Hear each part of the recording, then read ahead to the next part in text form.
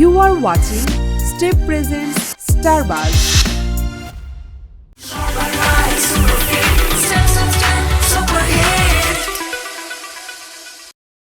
না, ডেফিনেটলি মানে সালমান শাহর মৃত্যুটা খুবই দুঃখজনক। তুমি এভাবে আমাকে ডেকে এনে এই যে কথাগুলো বললে, এইভাবে অপমান করা, এটা কি তোমার উচিত হয়েছে? আমি আমি কি তোমার কোনো ক্ষতি কোনোদিন করেছি? কোনোদিন করেছিলাম? তোমার কেন মনে হলো যে আমাকে ডেকে এনে তোমার অপমান করতে হবে? একবারও ভাবলে না যে এটা করার পরে আমার কি হতে পারে?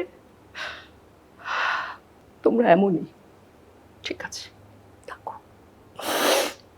বিমূর্ত এই রাত্রি আমার মন তার সুতোয় বোনা একটি রঙিন চাদর। টাপুর টুপুর আরেকটা জেনারেশন শুরু হলো। তা আমাকে ওদের মধ্যে দেখতে পাই প্রতিবিম্বের মতো। ভয় তো তখনই লাগবে যখন আমার সেন্স কাজ করবে। ছন্দা, তোমার এই শাড়ির রংটা খুব সুন্দর, খুব ভালো লাগছে। তখন উনি ফোন করে যখন বলেছেন যে ছন্দা তুমি তো কাজটা ভালো করছো, অনেক ভালো হয়েছে কাজটা। উফ ছন্দারে, তোরে কান্দাইতে কান্দাইতে আমি শেষ করে ফেললাম। বাসন্তী বৌদি গুরুদাসকে কি এখনো মারেন চলা দিয়ে? মজার ব্যাপার হচ্ছে উনি বাবা হিসেবে এবং হাজব্যান্ড হিসেবে ঘরে ভীষণ কমেডিয়ান। আমার ডটারদেরকে নিয়ে তো আমার চেয়ে বেশি দর্শকরা জানেন। মানে ওনারা আমি কোথাও গেলে আমাকে জিজ্ঞেস করেন আপু কেমন আছেন, টাপুর টুপুর কেমন আছে।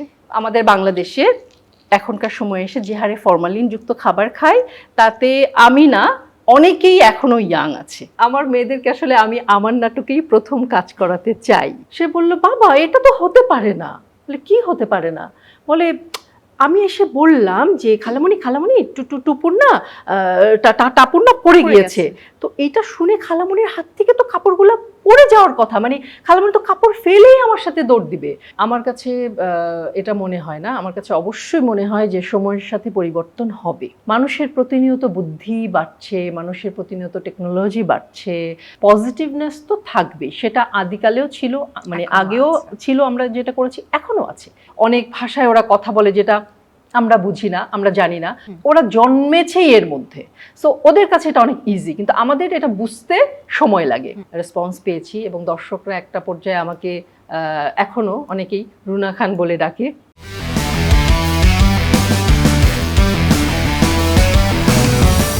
ছন্দে ছন্দে লেখা আছে যার নাম, তার নাম হচ্ছে গোলাম ফরিদা ছন্দা। প্রিয় দর্শক, আপনাদের সবাইকে আমন্ত্রণ জানাচ্ছি গ্ল্যামার্সের পর্দায় স্টেপ প্রেজেন্ট স্টারবাজ অনুষ্ঠানে।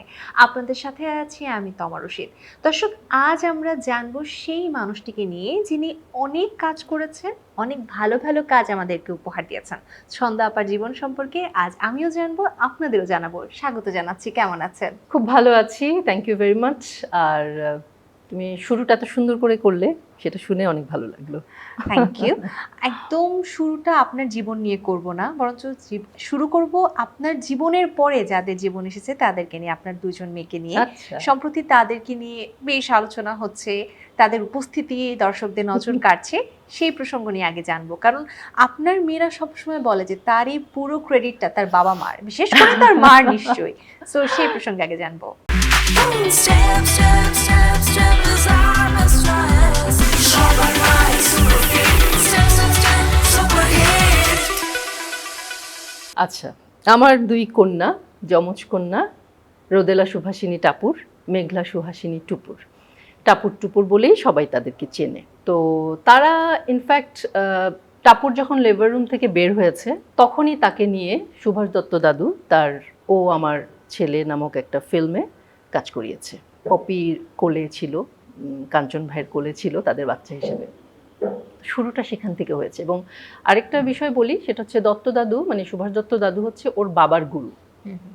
তো সতীর্থ মানে প্রথম দিকে চমৎকার একটি নাটক করেছিল। তো সেই নাটকটা আমি ভালো আছি নামে, এটা দত্ত দাদুর ডিরেকশনে ছিল। সো ওর বাবা হচ্ছে একদম ডিরেক্ট দত্ত দাদুর অ্যাসিস্ট্যান্সি করতে গিয়ে অভিনেতা হয়ে গিয়েছিল, মানে অভিনয় করেছিল দাদুর নাটক, এবং সেটা খুব পপুলার একটা নাটক। তো সেইখান থেকে দত্ত দাদু একটা অধিকার বশতই আর কি, অধিকার নিয়েই যে তোমার ছেলে মেয়ে হয়েছে, আমার ছেলে ছবিতে তাকে আমি পারফরমেন্স করাবো, আমি এখন আমার বাচ্চা লাগবে, নিউবর্ন বেবি লাগবে। এই হচ্ছে টাপুরের শুরু হলো। এরপরে যখন ওরা বুঝতে শুরু করলো, বলতে 4-5 বছর বয়স হলো, তখন আফসানা মিমি আপু ডেকেছিলেন যে টাপু টুপুকে নিয়ে কাজ করতে চাই। তো ওর বাবা বলল যে আমার মেয়েদেরকে আসলে আমি আমার নাটকেই প্রথম কাজ করাতে চাই, মিডিয়াতে অ্যাটলিস্ট অন স্ক্রিন আমি আমার মাধ্যমে করাতে চাই। এটা বলে তখন ওর বাবা, ওদের বয়স যখন 5 বছর, তখন খোলস নামে একটা টেলিফিল্ম, সেটা এটিএনের জন্যে রেডি করলো এবং সেইখানে তারা দুজনে অভিনয় করলো। তো এই যে অভিনয়টা শুরু করলো, এবং তাদেরকে নিয়ে ইন্টারেস্টিং ব্যাপার হচ্ছে তারা অভিনয়টাকে এত পছন্দ করতে শুরু করেছে ওই ছোট বয়স থেকে, এটা আমরা বুঝতে পেরেছি যখন তারা কাজটা করলো। ডিরেকশন দিতে গিয়ে ওর বাবাকেই একটা সিনে, আমি একটা শর্টে ছিলাম, একটা কাজ করছিলাম যে কাপড় তারে রোদ দিচ্ছিলাম, তো সেখানে টাপুর হচ্ছে পড়ে গেছে, তো টুপুর দৌড়ে আসবে, বা টাপুর যে দুজনে একজন দৌড়ে এসে বলবে যে আমি ছিলাম খালামণি, ওদের মা ছিল ইলোরা গহর আপু, তো খালামণি টাপুর না পড়ে গেছে, এইটা কথাটা বলবে আমাকে টুপুর দৌড়ে এসে। তো দৌড়ে আসার পরে আমি ওটার কথা তাই বলে আমি কাপড় টাপড় নিয়ে আমি রওনা হচ্ছি। যেই স্টেপ দুটো দিয়েছি অমনি টুপুর বলল কাট। তো আমি থেমে গেলাম। ওর বাবা বললো কেন মা, কাট কেন, কি হয়েছে, কোনো প্রবলেম? সে বললো বাবা এটা তো হতে পারে না। বলে কি হতে পারে না? বলে আমি এসে বললাম যে খালামণি টুপুর না টাপুর না পড়ে গিয়েছে। তো এটা শুনে খালামণির হাত থেকে তো কাপড়গুলো পড়ে যাওয়ার কথা, মানে খালামণি তো কাপড় ফেলেই আমার সাথে দৌড় দিবে, খালামণি আবার কাপড় টাপড় হাতে গুছিয়ে নিয়ে তারপর আমার সাথে দৌড় দিবে, এটা তো হতে পারে না। তখন বুঝলাম যে আসলেই তারা তাদের জবটাকে, তাদের কাজটাকে তারা ভীষণ ভালোবেসে এবং মনোযোগ দিয়ে করে। দেন তার কথা অনুযায়ী ওভাবেই কাপড়টা ফেলে রেখে ওই এক্সপ্রেশন দিয়ে তারপর আমাকে দৌড়ে যেতে হলো এবং কমপ্লিট হলো সিনটা। তো ওই থেকে তাদের কাজ শুরু, এবং এই যে তাদের কাজের প্রতি ডেডিকেশন, তো এই জায়গা থেকে আমরা দুজনও ফিল করলাম যে না আসলে ওরা যেহেতু কাজটাকে ভীষণ পছন্দ করে, ভালোবাসে।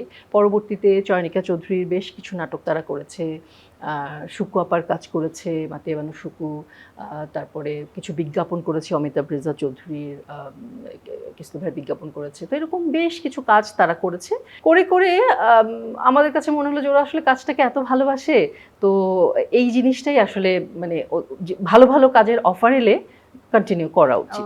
এবং ওই জায়গা থেকে আসলে কাজের মাধ্যমেই তারা পপুলার হয়েছে, দর্শক তাদেরকে চিনতে শুরু করেছে, এবং দর্শক তাদেরকে মানে কাজের মধ্যে দেখতে চায়, তাদেরকে অ্যাপ্রিসিয়েট করে। তো দ্যাটস ওয়াই আমার কাছে মনে হয় যে আমার তো একটা বেশ লম্বা একটা সময়ের ক্যারিয়ার চলে গেছে, আমি 25 ইয়ার্স অলমোস্ট ক্যারিয়ার আমার। তো সেইখান থেকে টাপুর টুপুর আরেকটা জেনারেশন শুরু হলো, তো আমাকে ওদের মধ্যে দেখতে পাই প্রতিবিম্বের মতো। সো সেই জায়গা থেকে আমি বলবো যে এটা আমার জন্য একটা ব্লেসিংস বিশাল বড়, এবং আমি ওরা যে এত ভালোভাবে কাজটা করছে এবং এগিয়ে যাচ্ছে, এটা হচ্ছে আমার জন্য অনেক বড় একটা প্রাপ্তি। সো আমি এভাবেই দেখি। এবং একটা কথা বলতে হয়, তারা ছোটবেলা থেকে খুব বুদ্ধিমান। আপনি বলছিলেন যে একদম প্রথম শটটা ছিল একেবারে যখন তারা নবজাতক, মা হিসেবে ভয় লাগেনি? আমরা শুনে থাকি মানে শুটিং এ অনেক লাইটসের ব্যবহার করা থাকে, নবজাতকের অনেক সময় ঘাবড়ে যায়, অসুস্থ হয়ে যায়, কিংবা কিছু ক্ষেত্রে হয়তো তাদের জীবনেরও একটা শঙ্কা থাকে, মা হিসেবে ভয় লাগেনি? আচ্ছা, ভয় তো তখনই লাগবে যখন আমার সেন্স কাজ করবে। আমি আসলে ওই সময়টা থেকে 3 দিন পর্যন্ত সেন্সে ছিলাম না। আচ্ছা, আমার 3 দিন পরে সেন্স এসেছিল, এবং টাপুরকে নিয়ে অলরেডি পারফরমেন্স করেই ফেলেছে।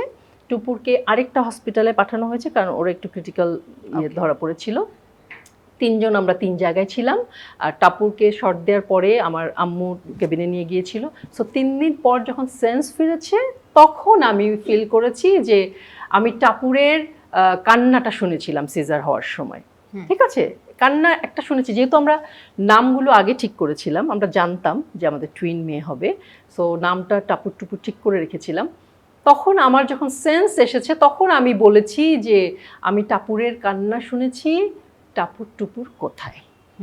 বাট এর আগে অভিনয় করেছে বা কি হয়েছে আমি কিছুই জানি না। যখন জানলেন অভিনয় তারা অলরেডি করে ফেলেছে, তখনও একটু ভয় লাগেনি? না, তখন আমার মনে হয়েছে যে মানে কে আসলে পারমিশনটা দিয়েছিল, কে অনুমতিটা দিয়েছিল কে।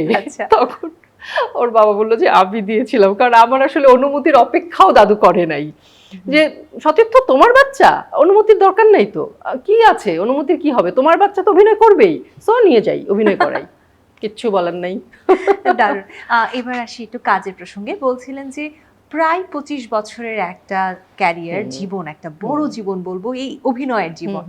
নিশ্চয়ই অনেক কিছু দেখেছেন, শিখেছেন, অনেক মানুষের সাথে কাজ হয়েছে, গুণী অভিনেতা অভিনেত্রীদের সাথে কাজ হয়েছে। কাদের সাথে কাজ করেছেন, কাদের সাথে কাজ করতে সব থেকে বেশি ভালো লেগেছে? আমি যদি মানে আমার প্রিয় অভিনেতা থেকে যদি শুরু করি, সেক্ষেত্রে আমি বলবো ফরিদি ভাইয়ের কথা।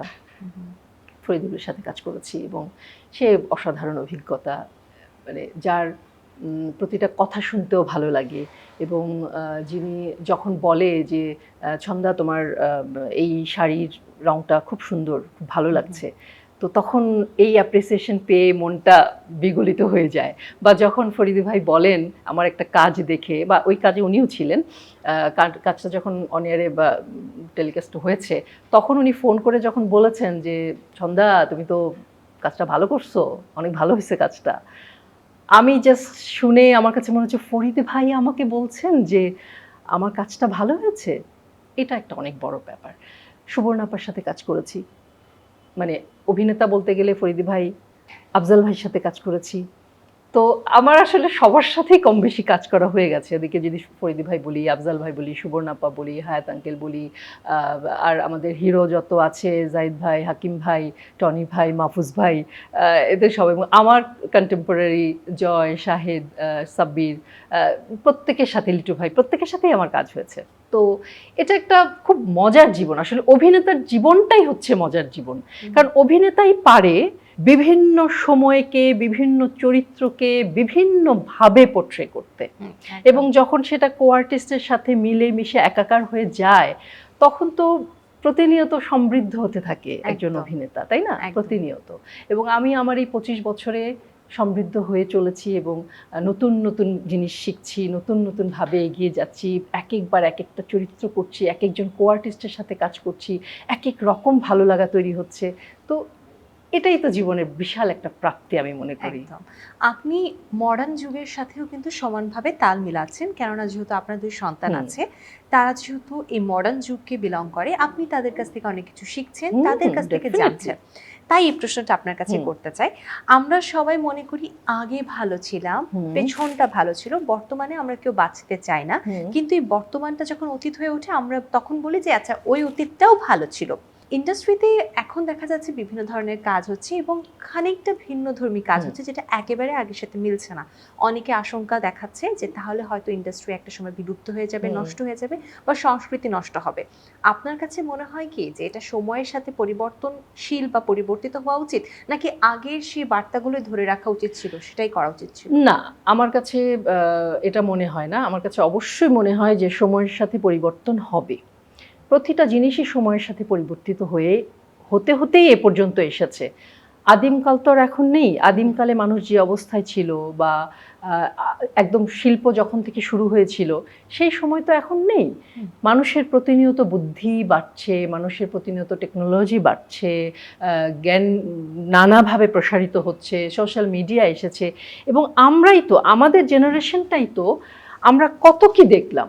আমরা একেবারে ওইভাবে চিন্তা করতে গেলে সাদা কালো টেলিভিশন থেকে শুরু হয়েছে। আমাদের ছোটবেলায় তো আমাদের বাসায় টেলিভিশনও ছিল না।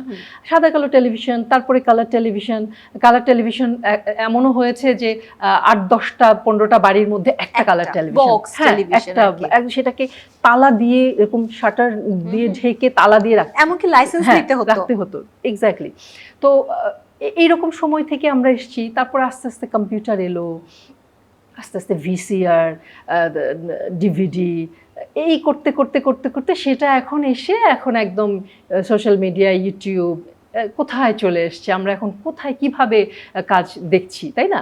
তো এই যে যুগের পরিবর্তন, এই যে সময়ের পরিবর্তন, এবং এর সাথে সাথে কি হয়েছে, আমরা আগে যেভাবে কাজ করেছি এখন তো সেভাবে কাজ হয় না। এখন আমরা আগে যে গল্পে কাজ করেছি, হ্যাঁ, যেটা হয়, নীতি কথা তো থাকবেই, পজিটিভনেস তো থাকবেই, সেটা আদিকালেও ছিল, মানে আগেও ছিল, আমরা যেটা করেছি এখনো আছে। এখন way of talking different, way of presentation different. তো কিন্তু নীতি কথা তো আছে নিশ্চয়ই। মানুষ একদম, এখনকার নাটক নিশ্চয়ই সবই নেগেটিভ হয় না, না, পজিটিভনেস positive নিশ্চয়ই আছে। থাকে, তবে এখনকার ভাষায় সেটা বলা হয়। এখনকার ইয়াং জেনারেশন বা এখনকার ডিরেক্টররা সেই পজিটিভনেসটাকে ওরা যেভাবে দেখতে পছন্দ করে সেভাবে প্রকাশ করে, যেটা আগে ডিরেক্টরদের সাথে নাও মিলতে পারে। এখন একটু ফাস্ট প্রোডাকশন পছন্দ সবার, ফাস্ট গল্প পছন্দ সবার। আগে তো আমরা একটু দেখতাম যে একটু স্লো, একটু বুঝে, একটু সময় নিয়ে কাজটা করা, বা একটু ডেলিভারি বা একটু সবকিছু একটু ভাষাগত পরিবর্তনও আছে। হ্যাঁ পরিবর্তনটাও ছিল। তো এখন তো ওই যে বললাম যে কালের সাথে সাথে তো এখন আমার মেয়েরা যেভাবে ওদের অনেক কোড ল্যাঙ্গুয়েজ আছে, অনেক সিম্বলিক ল্যাঙ্গুয়েজ আছে, অনেক ভাষায় ওরা কথা বলে যেটা আমরা বুঝি না, আমরা জানি না। আমরা ফেসবুকে একটা প্রবলেম ফিল করলে ওদেরকে দেখাই যে মা একটু বলো তো এটা কি করব, এটা হয়ে গেল। বা আমরা একটা যে কোনো একটা এই ধরনের টেকনোলজিক্যাল একটা প্রবলেম পড়লেই কিন্তু আমরা ওদের কাছে যাই, কারণ এটা ওরা বোঝে, ওরা জন্মেছেই এর মধ্যে। সো ওদের কাছে এটা অনেক ইজি, কিন্তু আমাদের এটা বুঝতে সময় লাগে, ওদের কাছ থেকে শিখতে হয়। সো প্রত্যেকটা ক্ষেত্রেই তাই, সেটা নাটকের ক্ষেত্রেও তাই, সিনেমার ক্ষেত্রেও তাই। এখন টেকনোলজি যেটা হয়েছে, এখন আমরা একটা কাজ করতে গেলে মানে ডিরেক্টর ড্রোনের কথা চিন্তা করে। কিছুদিন আগেও কিন্তু ড্রোনের কথা ভাবতো না কোনো ডিরেক্টর, ছিলই না, ভাববে কি করে। তো এখন তো ড্রোন শটটা দেখলেই কিন্তু বুকটা ভরে যায়, ও মাই গড, এত মানে বার্ডস আই থেকে আমরা যখন ভিউ থেকে দেখি তখন একটা সময় হেলিকপ্টার শট ছিল এবং ওটা কস্টলি ছিল। হ্যাঁ কস্টলি ছিল, কিন্তু এখন ড্রোন সেটা সংক্ষেপে ড্রোনে চলে এসে এবং দেখতে কি ভালো লাগে। তো এই যে মানে এটাকে আমি বলবো যে না কেন ড্রোনটা হইলো, এটা না হয়ে তো আগেই ভালো ছিল। না এটা একেবারে অবশ্যই টেকনোলজির সাথে সাথে সবকিছু নতুন হবে। আগে তো বড় বড় ক্রেন বসাতে হতো, এখন লাগে না। তো এই যে ব্যাপারগুলো, ক্যামেরার এত আপডেটস, ক্যামেরা আসছে মানে দেখতেই ভালো লাগে, এত চমৎকার ফুটেজ। হ্যাঁ, তো এটা তো কিছু করার নাই, এটা হবেই ডে বাই ডে। আপনার কাছে এটা শুনে খুবই ভালো লাগলো যে এই পরিবর্তন ব্যাপারটাকে আপনি অ্যাকসেপ্ট করছেন। যদিও আরেকটি প্রশ্ন আছে আমার মাথায়, আপনাকে করাটা যুক্তিসঙ্গত না, তারপরেও আমি করছি এই হিসেবে, যেহেতু ওই যে 25 বছরের একটা ক্যারিয়ার, অনেকটুকু পথ পাড়ি দিয়েছেন, অনেককে দেখেছেন। বর্তমানে বেশ আলোচিত একটি টপিক সালমান শাহের ঘটনা। যদি আমি আপনার কাছে কোনো কিছুই তেমন ভাবে জানতে চাই না বা চাইবো না, অনেক বিষয় আছে এটার সাথে জড়িত, তারপরেও একজন শিল্পী হিসেবে আপনি কি বলতে চান, যেহেতু আপনি একটা লম্বা ইন্ডাস্ট্রি দেখে এসেছেন? না ডেফিনেটলি মানে সালমান শাহের মৃত্যুটা খুবই দুঃখজনক। এটা ওই সময়ে আমরাও একেবারেই উঠতি, মানে আমরা ফিল্ম দেখেছি কিয়ামত থেকে কিয়ামত তাক, ওটা দেখেছি। তো একটা হয় না, ও সালমান শাহ তো আগে নাটকে ছিলেন, নাটক করতেন, নাটক থেকে উনি ফিল্মে গেলেন এবং সেই কাজগুলো দেখেছি বা ফিল্মটা দেখেছি, তো একটা ভালো লাগা তো তৈরি হয়েছিল। তো সেইখান থেকে উনি অনেকগুলো কাজ করেছেন, বেশ মানে সারা বাংলাদেশের ইয়াং জেনারেশন তখনকার তার প্রেমে হাবুডুবু খায় তখন। তো সেই জায়গা থেকে এই যে হঠাৎ করে তার মৃত্যু, এবং সেটা অপমৃত্যু, মানে একেবারেই মানে সুইসাইড যেটা আমরা জেনেছি বাইরে থেকে, হ্যাঁ, তো ওইটা এখন সেটা যদি এত বছর পর এটা সঠিক বিচার না হয়, নিশ্চয়ই আমরা তো চাইবই, এবং আমার ধারণা যে প্রতিটা মানুষই চাইবে, দেশবাসী চাইবেই যে একটা মৃত্যু যদি সেটা অপমৃত্যু হয়, সেটা যদি সত্যি সত্যি সুইসাইড না হয়, বা কেন সুইসাইড হলো, বা এটা যদি কারো দ্বারা মার্ডার হয়ে থাকে, তো সেটা নিশ্চয়ই ধর্ষা ব্যাপারটা ক্লিয়ার হওয়া এবং অবশ্যই সেটার বিচার হওয়া সঠিক। নিশ্চয়ই। ধন্যবাদ আপু। এবার আপনাকে নিয়ে জানবো, মানে আপনাকে নিয়েই জানছি, বাট বর্তমান আপনাকে নিয়ে জানবো, এখন ব্যস্ততা কি নিয়ে? আমি কিছুদিন আগে একটা অনুদানের ফিল্ম শেষ করলাম, আজিরন, ওটা নাম ভূমিকাটাই করেছি আমি। একেবারেই গ্রামীণ পটভূমিতে করা একটা কাজ, রাশেদ রহমানের উপন্যাস অবলম্বনে আর গীতালি হাসানের ডিরেকশনে। তো ওই কাজটা শেষ করেছি, বাট এখনও ওটা প্যানেলে আছে, মানে পোস্ট প্রোডাকশন এখনও শেষ হয়নি, ডাবিং হয়নি, তো ওটা হবে, ওটা শেষ করলাম। আর এর মধ্যে দুটো অনুদানের শর্ট ফিল্ম করব, একটা রূপকথার গল্পে, সেটা সামির আহমেদের, আরেকটা করব সাইদ খান সাগরের। এই দুইটা কাজ করব এর মধ্যে, শর্ট ফিল্ম। আর এছাড়া এর মধ্যে তো ছোট ছোট কিছু কাজ করতে হয়, বিভিন্ন প্রমোশনালে কাজ করতে হয়, বিভিন্ন গভর্নমেন্টের প্রজেক্ট থাকে, ওগুলো তো কাজ করতে হয়। আর আমি কিছুদিন আগেই শেষ করেছি মাশরাফি জুনিয়র, ভীষণ পপুলার একটা ডেইলি সপ ছিল দীপ্ত চ্যানেলের। তো এটা একটা বিশাল লম্বা সময়ের কাজ, অলমোস্ট 5 বছর ধরে শেষ করেছি, 1300 এপিসোডের একটা সিরিয়াল ছিল। তো এটাতে আমি বলবো যে এই কাজটা করে আমি ভীষণভাবে দর্শকদের প্রিয়তা পেয়েছি, রেসপন্স পেয়েছি, এবং দর্শকরা একটা পর্যায়ে আমাকে এখনো অনেকেই রুনা খান বলে ডাকে, কারণ ওটাতে আমার নাম ছিল আফসানা খান রুনা, সংক্ষেপে রুনা খান বলতো, তো ওই রুনা ম্যাডাম বলে বলে ডাকে। তো এই যে এই কাজটা শেষ করলাম, এবং আরেকটা কাজ অনিমেষ আইচের একই চ্যানেলের জন্য, দীপ্তর জন্য, ডেলি সোপ, ওটা শুরু করেছি, ওটার কাজ চলছে, এই তো। ওকে, একটা ইন্টারেস্টিং প্রশ্ন করতে চাই। ধরুন আপনি যখন কাজ করা শুরু করলেন, চারপাশে যারা ছিল সবাইকে কিন্তু দেখা যাচ্ছে ভাই বা আপু বলা হতো। এখন খানিকটা ওদের জন্য চ্যালেঞ্জিং না? আসলে একই মানুষ, মানে মামা বা আন্টি বলতে গেলে একটু শুনতে কেমন লাগে, আবার আপু বা ভাইয়াও বলা যাবে না, মায়ের আপু ভাই, এই ব্যাপারটা কেমন এনজয়? আমি আমার মেয়েদেরকে বলে রেখেছি যে মিডিয়াতে আসলে সবাই ভাইয়া আপু, তোমাদের যাদেরকে ভাইয়া আপু বলতে ইচ্ছে করবে তাদেরকে ভাইয়া আপুই বলবে, এটাতে কোনো সংকোচের কিছু নেই। আর যদি মনে হয় যে না, ওনাদেরকে একেবারেই আন্টি আঙ্কেল বলতে ইচ্ছে করছে, সেটাও বলবে। এতে করে মানে হয়তো আন্টি আঙ্কেল যাদেরকে বলবে তারা নিশ্চয়ই খুব একটা আপত্তি করবে না, কারণ ওদেরকে আসলে এত ছোটবেলা থেকে দেখে অভ্যস্ত, এবং আমাদেরও আরো কিছু বাচ্চারা আছে যারাও আমাকে আন্টি বললেও আমার আসলে খারাপ লাগে না, কারণ ওরা আসলে একেবারে নিজেদের বাচ্চা।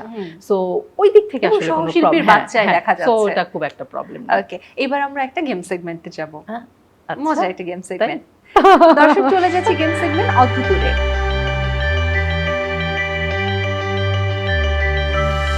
বেশ কিছু অদ্ভুত প্রশ্নতে সাজানো হয়েছে গেম সেগমেন্ট। প্রথম অদ্ভুত প্রশ্ন আপনার জন্য, চোখের পলক কারা বেশি ফেলে, পুরুষ না মহিলা? চোখের পলক কারা বেশি ফেলে? মেয়েরা। কেন মনে হয়? মেয়েরা ম্যাক্সিমাম সময় আমার মনে হয় যে কথা একটু বেশি বলে, এই জন্য পলক বেশি ফেলে। পলক একটু, হয়তো কথার সাথে সাথে তো পলকটা ফেলতে হয়, ওকে, যে কারণে মনে হচ্ছে। কিন্তু হয়েছে এটা? হয়েছে, হ্যাঁ, এই জন্য আমি আসলে? বললাম যে কেন মনে হলো এটা মেয়েরা বেশি এটা কিন্তু ফেলে। একেবারে আন্দাজে ঢিল মারলাম। পরের অদ্ভুত প্রশ্ন, কোন জিনিস সবার পেছনে থাকে কিন্তু দেখা যায় না? পেছনে থাকে কিন্তু দেখা যায় না? শ্যাডো।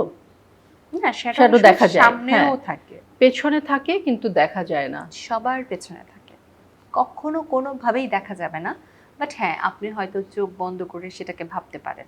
অতীত। অতীত হয়ে গেছে। Really? হ্যাঁ, হ্যাঁ, তাই তো। অতীতকে আপনি কখনো দেখতে অতীতকে পারবেন তো না, চোখ মানে বন্ধ করে দেখা যায়, ভাবতে কিন্তু অতীত তো পারবেন। চলে যায়, পেছনে চলে যায়, রাইট। পরের অদ্ভুত প্রশ্ন, সকালের নাস্তা বা ব্রেকফাস্টের আগে আমরা কি খেতে পারি না? কি খেতে পারি না?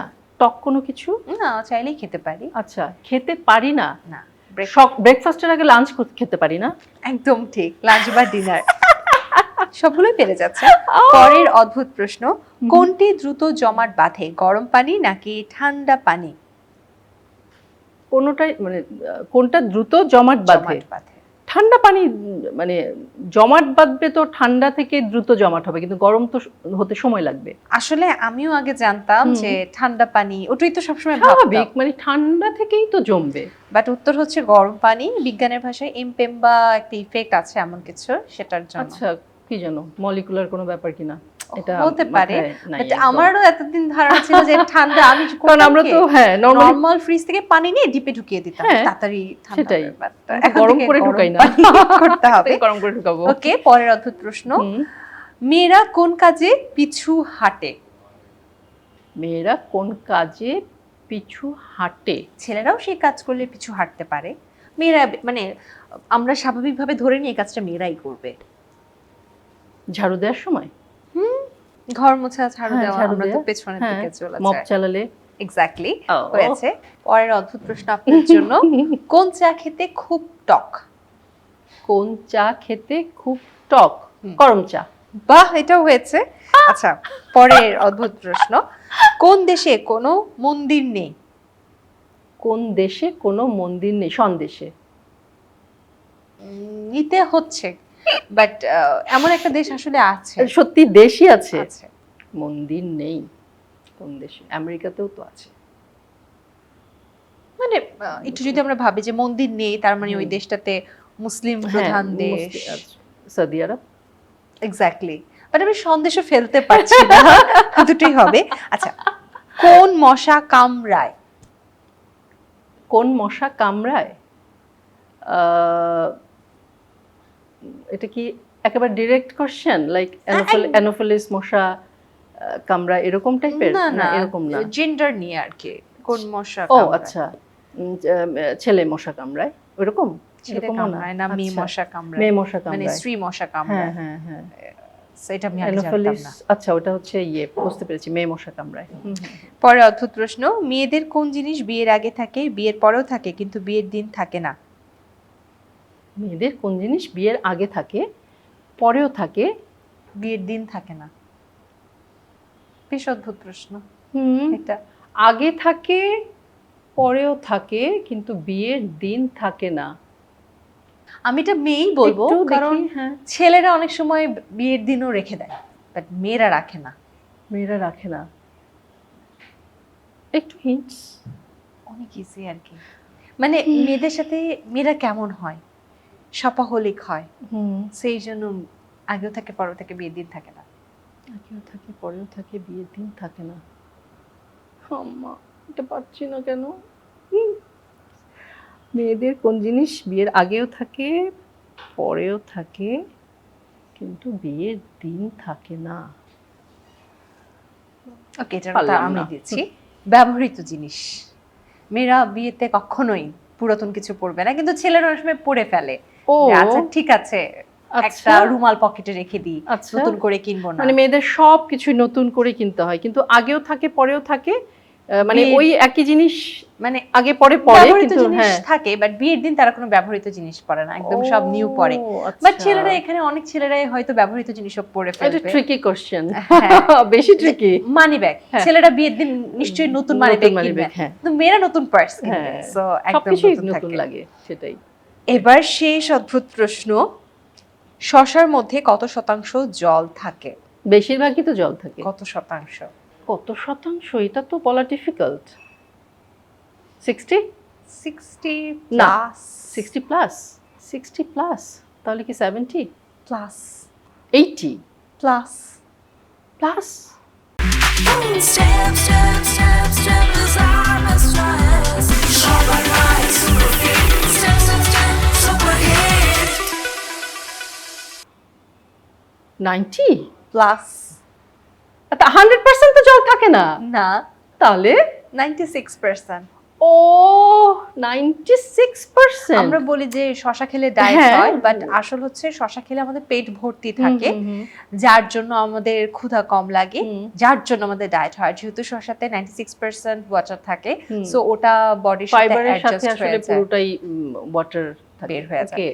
So, বেশিরভাগ থাকে সেটা জানতাম, বাট পার্সেন্টেজটা জানতাম। এটা আমিও জানতাম না। শিখলাম। So, অদ্ভুত প্রশ্ন শেষ। আসলে এই অদ্ভুত প্রশ্ন করলে অনেক কিছু জানা আমি কত যায়। পেলাম? আপনি পেয়েছেন 8 তো হবেই, কততে? 10-এ। ও ওকে, এবার হচ্ছে একটু জানবো মিডিয়াতে আসার ব্যাপারে, কিভাবে আসা হলো প্রথম?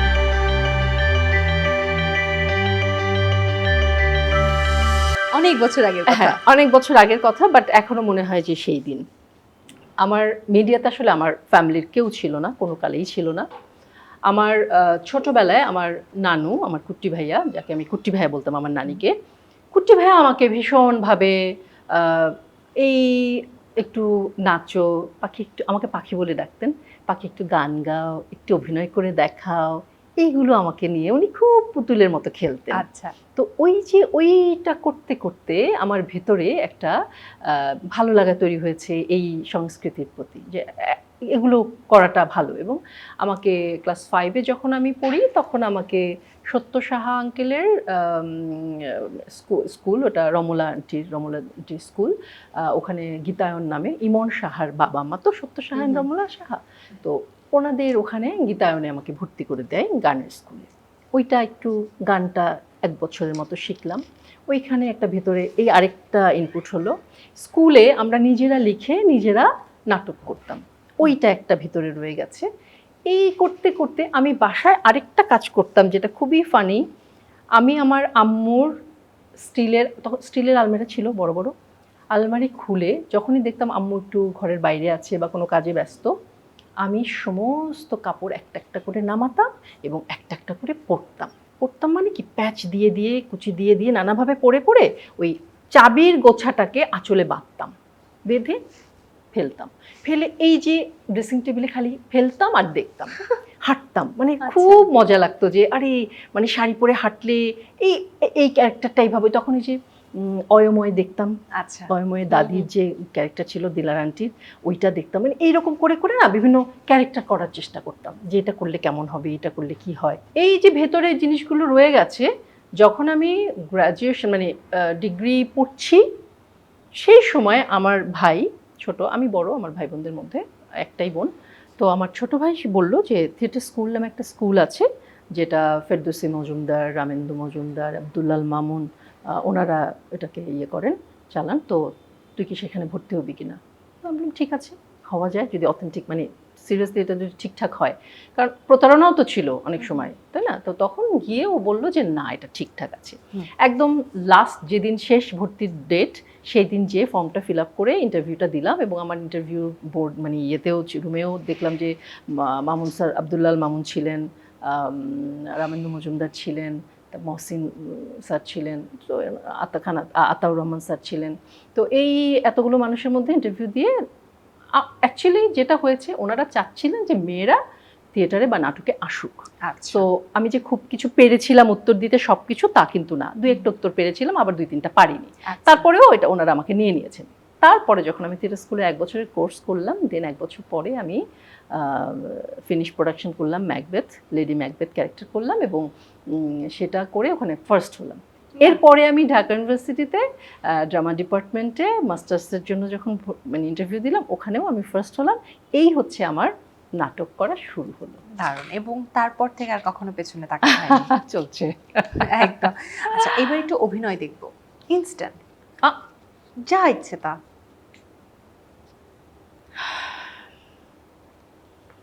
তুমি এভাবে আমাকে ডেকে এনে এই যে কথাগুলো বললে, এইভাবে অপমান করা,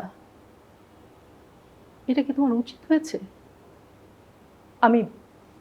আমি কি তোমার কোনো ক্ষতি কোনোদিন করেছি? করেছিলাম? তোমার কেন মনে হলো যে আমাকে ডেকে এনে তোমার অপমান করতে হবে? একবারও ভাবলে না যে এটা করার পরে আমার কি হতে পারে, আমার কেমন কষ্ট লাগতে পারে? একবারও মনে হলো না তোমার? একবারও না? তোমরা এমনই, ঠিক আছে, থাকো। ওকে। ওয়াও, ইনস্ট্যান্ট অরিজিনালি চোখ থেকে পানি পড়ছিল। কিভাবে সম্ভব ইনস্ট্যান্ট চোখ থেকে পানি? এই ব্যাপারে একটা আমাদের নরেশ ভুইয়া, আমাদের অভিনেতা এবং ডিরেক্টর, নরেশ দার একটা সিরিয়াল করছিলাম বেশ অনেক বছর আগের কথা, এখন নামটাও মনে পড়ছে না। তো ওই সিরিয়ালটাতে আমার ক্যারেক্টারটা ছিল মানে এত বেশি কান্নাকাটি করতে হয়েছে। তো নরেশদা বলতেন, উফ ছন্দারে, তোরে কান্দাইতে কান্দাইতে আমি শেষ করে ফেললাম, তোর চোখ দিয়ে কি এখন পানি বেরোইব এই দৃশ্যে? তা আমি বললাম যে আচ্ছা দাদা চলেন টেক দেই। তারপর যখন সিনটা হলো তখন দাদা তো, ও তো টিপ কলের মতো, ওরা তো খালি বলবো যে অ্যাকশন, ওর তো ও চোখ দিয়ে ঠিকই পানি বেরোয় যাবে এইরকম। তো আমি বললাম যে এখন কি করা যাবে, এটাই তো আমার কাজ। নিশ্চয়ই একটা সিক্রেট টিপস আছে কান্না বের করার। এটা আসলে কিছুই না, এটা আমি যখন হয় কি আমার ভেতর থেকে আমি যখন ক্যারেক্টারে পোর্ট্রে করি, ক্যারেক্টারে চলে যাই, ট্রান্সফার হই, তখন আমার এগুলো আমাদেরকে শিখিয়েছে ইউনিভার্সিটিতে। তখন আমি আমার ব্যাক অফ দ্য মাইন্ড কাজ করতে থাকে যে আমি যদি আমার লাইফের কোনো একটা এমন কষ্টের সিচুয়েশন যদি হতো তখন আমি কি করতাম। আচ্ছা, তো একদম ইনস্ট্যান্ট ওই স্মৃতিটাকে এনে আমার ব্রেনকে হ্যামারিং করতে হয়। বেশ টাফ, বেশ টাফ। যাক আমরা আরেকটা গেম সেগমেন্টে চলে যাই। ভিউয়ার্স, চলে যাচ্ছি গেম সেগমেন্ট জনতা জানতে চায়।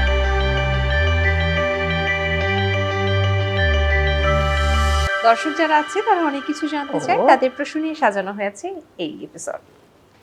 আচ্ছা, ও এটা কি সব ঢাকা? সব ঢাকা। গুগলের প্রশ্ন, একটা করে স্টিকার তুলতে হবে এবং সেই প্রশ্নের উত্তর দিতে হবে। শুরু করি। হুম। দেখি কি প্রশ্ন করেছে। নাটক, কয়েকটি নাটকের নাম। দর্শকদের খুব প্রিয় নাটক, মানে আমি বলতে হবে না, আমার বলার আগেই ওনারা খুব ভালো করে জানেন, সাকিন শারিশুরি। একটা ড্রামা সিরিয়াল, এটা সালাউদ্দিন লাবলু ভাইয়ের, এবং এটাতে আমার ক্যারেক্টারের নাম হচ্ছে বাসন্তী। আমার হাজব্যান্ড করেছিল আজজুল হাকিম ভাই গুরুদাস, এবং আমাকে এখনো পর্যন্ত আমার ফেসবুকে যে কোনো ছবি আপলোড করলেই আমাকে শুনতে হয় যে বাসন্তী বৌদি, গুরুদাসকে কি এখনো মারেন চলা দিয়ে, বা এইরকম মার কি সব নায়কদের কি মারছেন আপনি, এই রকম বাসন্তী বৌদি, এটা বলবেই। তারপরে আসি যদি মাশরাফি জুনিয়রের কথা বলি, এটাও একটা বিশাল বড় সিরিয়াল এবং আমার ক্যারিয়ার একটা বিশাল বড় পার্ট।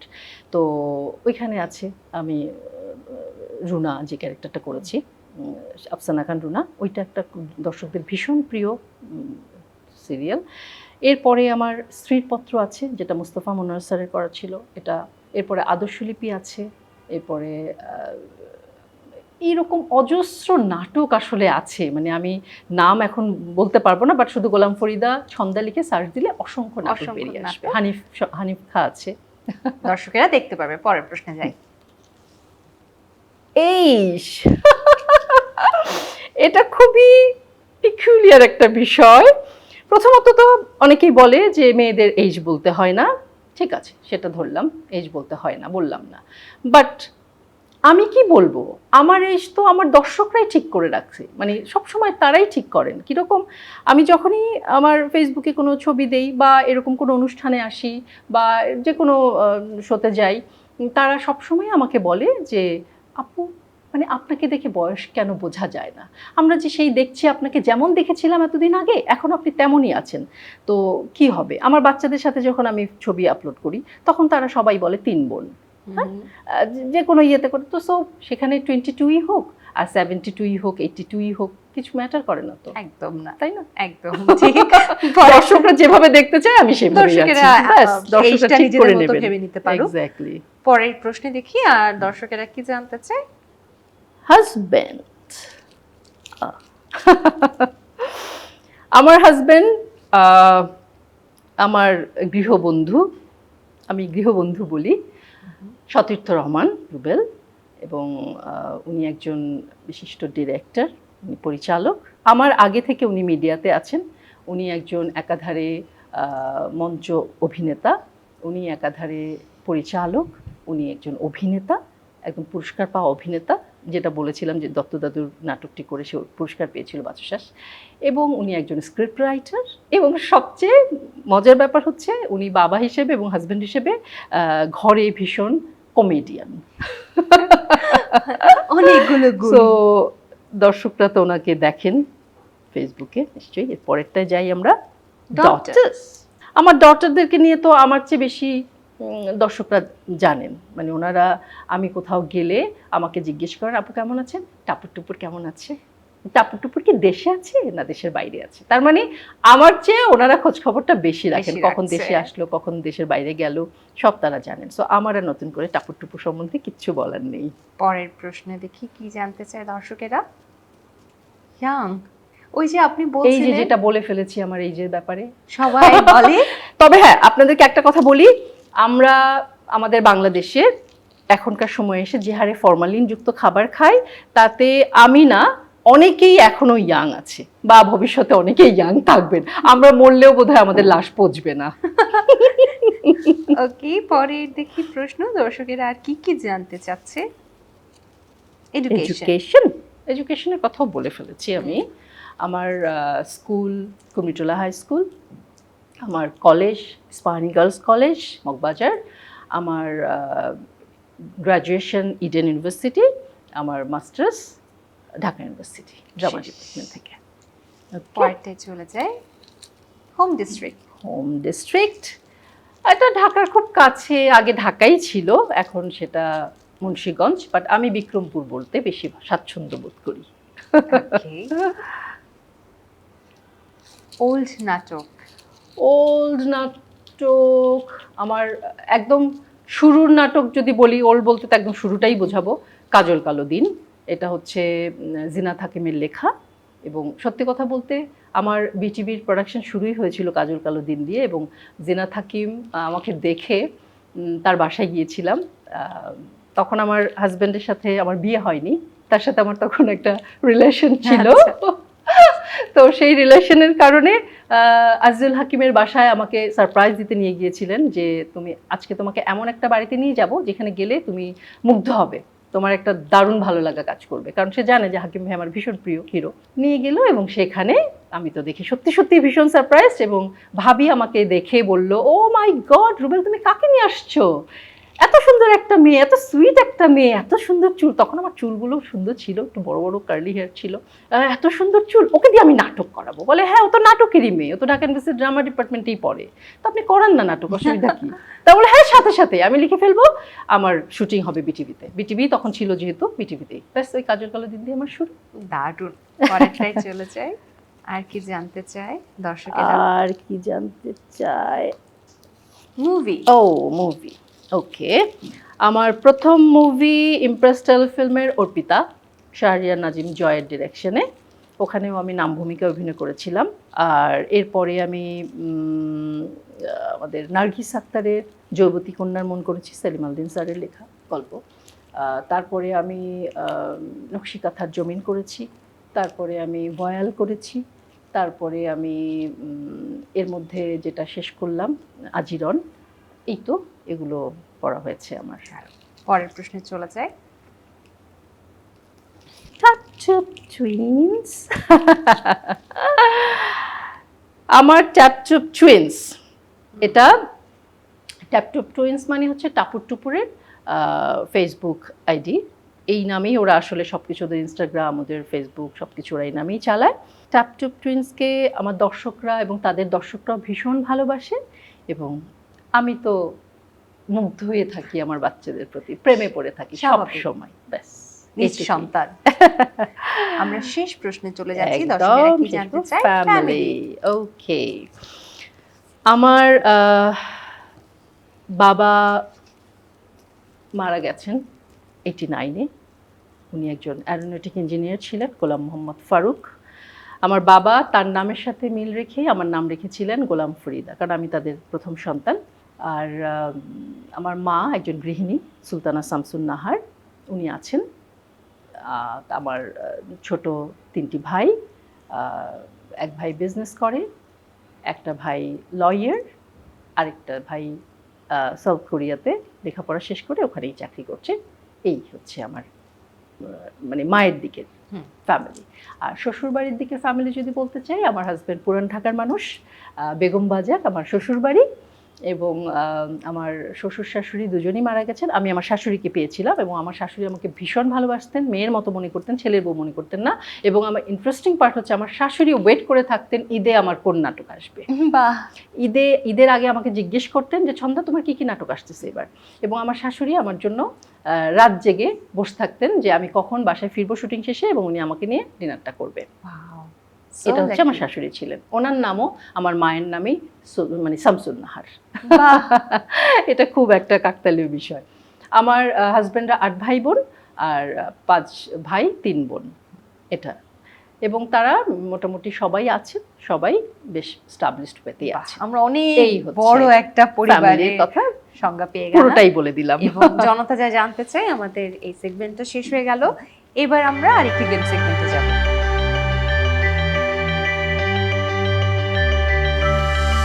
আবার গেমস? হ্যাঁ, এবার একটু মজার এবং ভিন্ন ধরনের গেমস খেলতে খেলতে আমি তো পুরো স্পোর্টসম্যান হয়ে যাব। এই যে তার জন্য আপনার এটি প্রয়োজন পড়বে। এটা একটা কিছু নাই তো? না, এই ঝুড়িতে এই যে বলগুলো রাখা আছে, এগুলো দিতে হবে। ও আচ্ছা, এগুলো ঢালবো। ভীষণ সহজ কাজ। হ্যাঁ, ঢালতে তো সহজ কাজ, এরপরে কি আছে সেটা তো জানি না। এইবার হচ্ছে কষ্টের কাজ। এই যে কষ্ট করে সেগুলো ওখানে নিলেন, এবার আবার কষ্ট করে এখানে দিতে হবে। তবে টেবিলে একটা না টেবিলে একটা ড্রপ করে বলগুলো ফেলতে হবে। সেটাই ভাবছিলাম যে এত সহজ তো আসলে গেমস হবে না, এবং আমাকে আমার প্রশ্ন খাটাই মারবে, আমাকে খাটাই ছাড়বে। এবং একই সাথে আমার প্রশ্নের উত্তর দিতে হবে। আবার প্রশ্নের উত্তর? ওকে, আমরা স্টার্ট করছি। my 1 2 God. 3 স্টার্ট।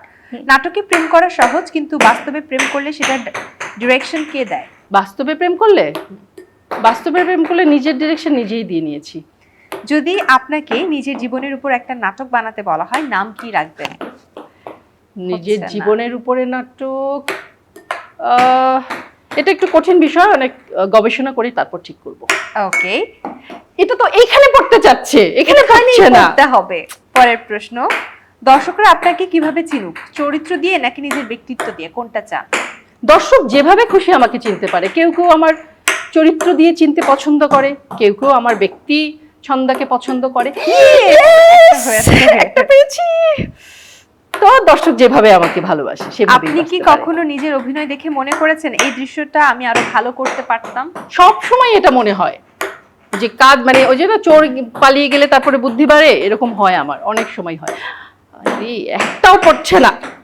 পরিচালক যদি হঠাৎ বলেন স্ক্রিপ্ট বদলে গেছে, এখন আপনি ভিলেন, আপনি রাজি হবেন? ক্যারেক্টারটা দেখবো যেখানে ভিলেন কি মেইন ইয়ে কিনা, মানে তার গুরুত্ব যেটা ভেবেছিলাম যে ওইখানে ওটা হবে পড়বে। না। আচ্ছা, কোনো চরিত্রে ডায়লগ না থাকলে শুধু চোখ দিয়ে কিভাবে অভিনয় করবেন, এটা কি সম্ভব হবে? হ্যাঁ, আমরা করি তো। অনেক ক্ষেত্রেই ডায়লগ কম থাকে, বলা হয় যে এক্সপ্রেশনেই আপনাকে এই ব্যাপারটা বোঝাতে হবে, সো এক্সপ্রেশনে বোঝাই, করতেই হয় এটা অনেক সময়। এবং সাইলেন্স অ্যাক্টিং অনেক মানে কঠিন অ্যাক্টিং, বাট এই কাজটা করতে হয় অনেক সময়। হচ্ছে না, পড়ছে না। হবে হবে। কখনো কি ইচ্ছে করে সহ অভিনেতাকে ওভার অ্যাক্টিং করতে বলেছেন? ক্যারেক্টার অনুযায়ী, যদি কোনো ক্যারেক্টার থাকে যে হ্যাঁ এই ক্যারেক্টারটা ওভার অ্যাক্টিং করলে মজা লাগবে দর্শকের কাছে, তখন বলি যে হ্যাঁ একটু বাড়িয়ে করো। আপনার অভিনীত কোন চরিত্রটা আপনি মনে করেন এটা আমার ভেতরে সত্যিকারের আমি? হলোই না ওইখানে। এইটাই হচ্ছে মূল সমস্যা। আমি প্রশ্ন উত্তর পরে দিচ্ছি। এটা হচ্ছে মূল সমস্যা, মানে এইটাকেই পছন্দ করছে বলগুলো, এখানে পড়তে চাচ্ছে না। খেলবো না, শেষ। হবে না, এটা টার্গেট এখানে ছিল, যাক হয়েছে। আচ্ছা, শেষ যেটা প্রশ্ন ছিল সেটার উত্তর জানতে চাই Okay. যে এমন কখনো হয়েছে একটা চরিত্র করার পর মনে হয়েছে yes this is me actually? না, চরিত্র করে আসলে এরকম মনে হয় না যে এটা আমি। আমার থেকে বেরিয়ে চরিত্র করাটাকেই আসলে মনে হয় যে হ্যাঁ আমি সেটা পারছি, আমি Okay. সেটা পারলাম। ওকে, এবং এটার রেজাল্টটাও বলে দিই, মাত্র একটা পেরেছেন। খুবই খারাপ বাজে। আমি, ছি, ছি, ছি, খুবই ছি, ছি, বাজে। ছি। মাত্র একটা পেরেছেন। জঘন্য। এর অন্যতম কারণ হচ্ছে ফোকাস। হ্যাঁ। আপনি এটাতে ফোকাসই দিতে পারেননি। Exactly. আমার প্রশ্নের উত্তরে হ্যাঁ, পুরো ফোকাস ছিল। focus ছিল, তো এমনটা yes. হয় মাঝে মধ্যে, কিছু করার থাকে না। সেটাই। এবার একটু আপনার কণ্ঠে একটা গান শুনবো। এটা আবার তো, এটা তো কঠিন পরীক্ষা হয়ে গেল, এটার চেয়েও মনে হচ্ছে বেশি কঠিন। কেন? আচ্ছা, তার আগে একটা জিনিস জানতে চাই, যদি আপনি অভিনয় শিল্পী না হতেন তাহলে কি হতেন?